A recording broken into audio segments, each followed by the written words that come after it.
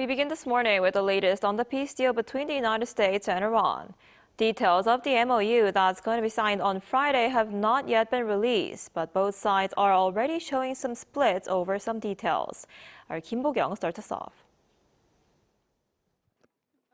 U.S. President Donald Trump has said a preliminary deal to end the war with Iran has already been signed and suggested that the details of the agreement are set to be published pretty soon.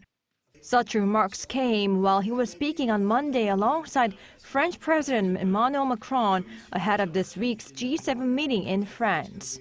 I'm very happy to say it's signed, the deal's all signed. This is a very powerful document, and I want it to be released, so probably pretty soon. I would say sometime after Friday. Though Trump says the agreement has been reached, differences between the two sides are already emerging.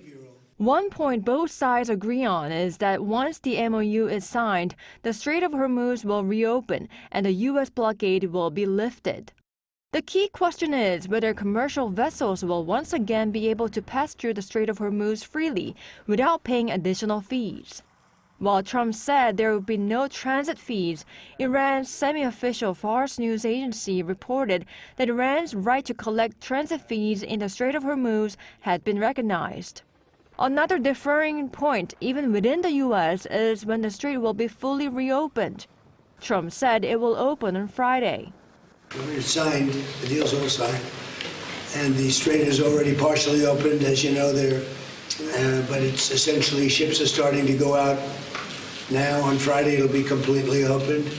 A senior U.S. official, however, reportedly said in a briefing that though maritime traffic would increase substantially, a return to normal operations within 2 weeks is unlikely. The U.S. and Iran also seem to have some differences regarding the release of frozen Iranian assets. While Iran maintains that some of its frozen assets should be released immediately upon the signing of the MOU, the U.S. has made it clear that it cannot release frozen assets simply upon the signing, as any release of frozen assets and sanctions relief must be linked to the scope and implementation of Iran's nuclear disarmament commitments. Kim Bo-kyoung, ArirangNews.